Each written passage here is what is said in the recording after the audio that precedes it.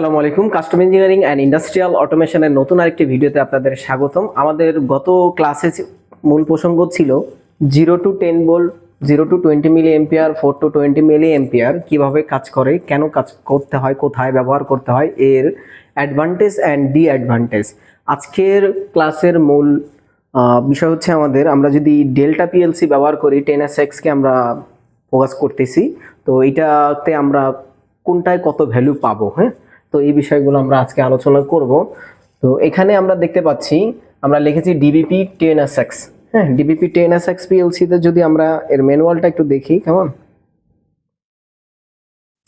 আচ্ছা, এইখানে তারা ক্লেম করছে main processor unit build in bipolar 2 channel AD and DA 12 bits, এটা হচ্ছে সাপোর্টেড।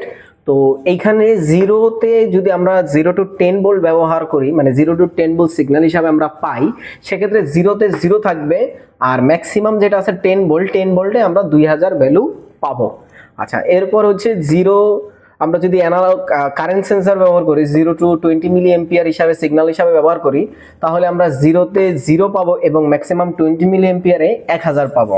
আচ্ছা, এরপরে হচ্ছে 4 to 20 মিলি এম্পিয়ার যে ট্রান্সডুসার বা ট্রান্সমিটার আছে, এইগুলো যদি আমরা ব্যবহার করি তাহলে 200 থেকে 1000 ভ্যালু আমরা পাবো। আচ্ছা, এইখানে অনেকের প্রশ্ন আসতে পারে যে এইখানে সবগুলো জিরোতে 0 থাকে, কিন্তু এইখানে জিরোতে 200 কেন থাকে? আচ্ছা, 200 এই কারণেই থাকে, এইখানে যে 4 আছে এটা তো জিরো পজিশনে 4 থাকবে, আর এইটাই এটার অ্যাডভান্টেজ যে সে জিরো যখন থাকবে তখনই 4 মিলি এম্পিয়ার থাকবে। তো 4 মিলি এম্পিয়ারে এটা যে ভ্যালু আছে, এই ভ্যালু রেফারেন্সে হচ্ছে এখানে 200 ভ্যালু থাকে। হ্যাঁ, 4 মিলি এম্পিয়ারে 200 থাকবে। তো আমরা প্রোগ্রাম যখন করব তখন আমাদেরকে -200 করে নিতে হবে, তাহলে ইকুয়াল 0 হবে। তো প্রোগ্রামটা আমাদের এভাবেই সাজাতে হবে যে আমরা যখন যেই সেন্সরগুলো ব্যবহার করব ওই সেন্সরের রেফারেন্সে আমরা এভাবে ব্যবহার করব। তবে সবচেয়ে জনপ্রিয় হচ্ছে এই সেন্সরটা বা এই সিগন্যালটা। হ্যাঁ, এই সিগন্যালটা হচ্ছে বর্তমানে সবচেয়ে বেশি জনপ্রিয়, কারণ এইটাতে খুব সহজেই ডিটেক্ট করা, যেটা আমরা গত ক্লাসে আলোচনা করেছিলাম।